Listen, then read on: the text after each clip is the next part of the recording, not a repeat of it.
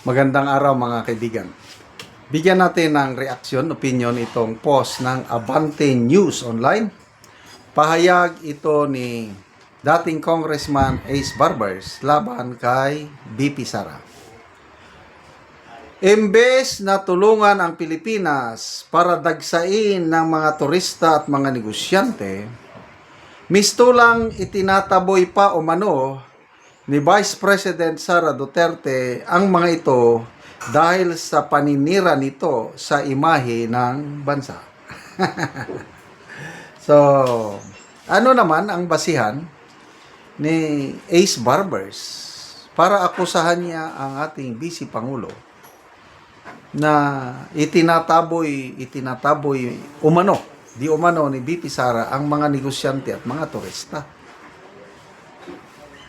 Tingnan natin yung reaksyon ng taong bayan. 10,000 ang nag-react. 8,500 ang tumatawa. 230 ang galit. 1,100 lang ang nag-like. So, 90% sa mga netizens, tinatawanan lang. Hindi naniniwala dito kay Ace Barbers. Comments. Itong barber na kawatan na ito, kung ano na lang sinasabi, hintay ka lang after 2028. Kayo kamo ang sumisira. Correct. Unahin natin ang turista.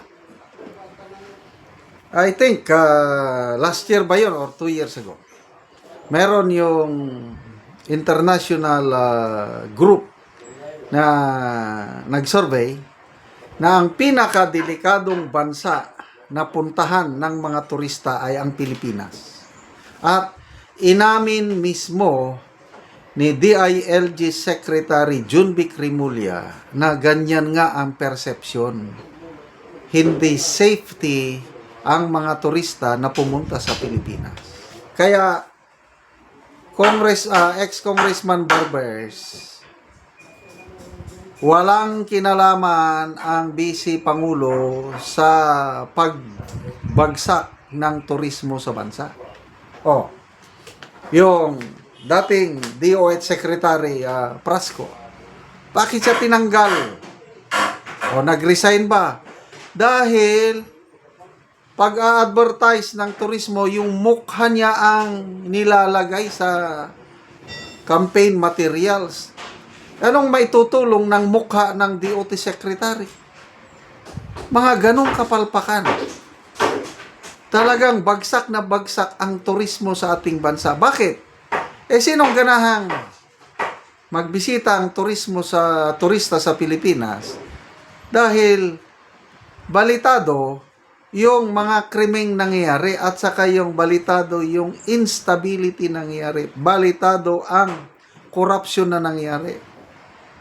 At saka, mahal maging turista sa Pilipinas.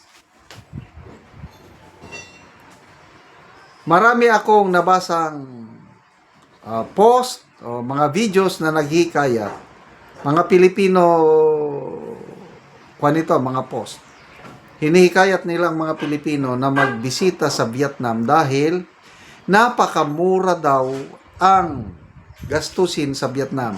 Yung hotel, magagandang hotel na mura lang ang bayad. Pati pamasahe papunta doon, mura. Pagkain, mura. Tapos, ang mga Vietnamese national is very accommodating. Ganun. Kaya nga, nag-desire ako, next year, bisita kami, yung family, magkakaroon kami ng family trip sa Vietnam. Sinimulan namin last year, Christmas, buong pamilya, nag-ipon kami, pumunta kami ng Hong Kong at satisfied kami na misita sa Hong Kong. This year naman, dyan pa rin, malapit sa China pa rin, hindi ko muna sasabihin. Kasi nga, magandang magbiyahe sa iba't ibang bansa kasi nga mas mura. Dito, bago lang, nag-wedding anniversary kami ng aking wife. 45th wedding anniversary noong July 31. Binisita namin ang Lake Cebu at tunay nga naman napakaganda ang Lake Cebu. Kaya lang, mahal ang maging turista sa ating bansa. Lalo na yung sa Siargao. Ilang beses na kaming nag-attempt na magpunta sa Siargao, kailang napakamahal ang pasahe sa eroplano.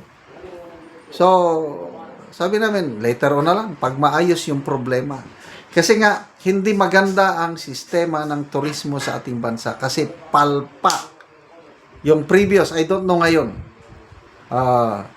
talagang bagsak na bagsak ang ating turismo. Hindi katulad panahon ni Tatay Digong, think 2019. Yun yung pinakamalaking foreign tourist arrival. Umabot ng 8,200,000 kung hindi ako nagkakamali. Bakit? Isang pinakamarami noon, Chinese nationals, kasi maganda yung relasyon ng ating bansa sa China during that time. Ngayon, dahil inaaway ng Marcos Jr. administration ng China, wala pang correct me if I'm wrong, wala pang 200,000 ng Chinese nationals na nagbisita sa ating bansa. Yan, kapalpakan sa turismo. Huwag niyong ibunto ng sisi kay BP Sara. Ano pa, negosyante. Bakit halos wala ng foreign investor sa bansa? Bakit? Corruption nga eh. Balitang-balita ang talamak na korupsyon sa bansa. Kaya, foreign direct investments for the first 4 months this year, compared the other year, bumaba ng halos 1 billion US dollars ang pagbaba ng foreign direct investments. Yan ang katotohanan. Tapos ngayon, isisisi ni Ace Barbers kay BP Sara. Anong gusto mo? Totoo naman yung sinasabi ni BP Sara sa kanyang mga pahayag na there is something wrong with this administration. Magsalita si BP Sara ng napakaganda tungkol sa nangyayari sa bansa. Wala namang magandang nangyayari. Kaya itong si Barbers na ito, kulang sa pansin. Salamat mga kaibigan sa inyong pagsubaybay sa channel na ito. Nakakatulong kayo ng malaki sa tribong Talandig ng Bukidnon dahil ang income natin sa channel na ito is pantulong sa tribo. Namimigay tayo ng libreng yero at pako para makapagpatayo sila ng mas maayos na tirahan. Panoorin nyo ang video na ito. Araw na anak ko diri sa natabangan na mo og yero nga nagpatindog og bag-ong balay. So mao na ni ang iyang pag-atupan karon sa among gitabang nga yero. So mo na ni ang yero nga among gitabang nga ilang iatop karon.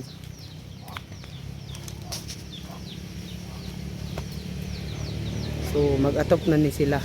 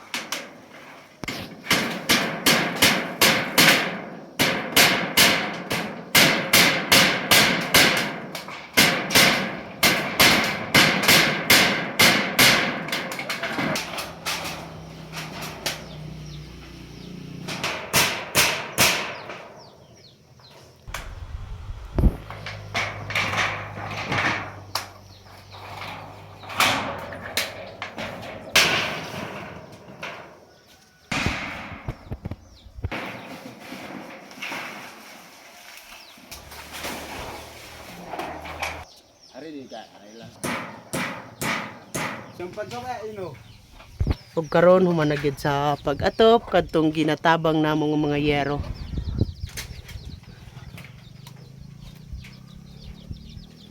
So maayo na gid nga tan-awon kay naatopan na. Salamat sa Ginoong natungod sa iya nakagtabang ug salamat pod sa nagtabang og sin kay kung wala ang nagtabang og sin di pa gyud mi katop. Gani pa kulang pa gyud ang among pangwarta gyud nga kuan pangonsumo. So kung wala ang nagtabang og sin di mi katop og sin kay sa una kawayan ra man gud. Mao nang salamat di ara ko kutob. Dalang salamat po.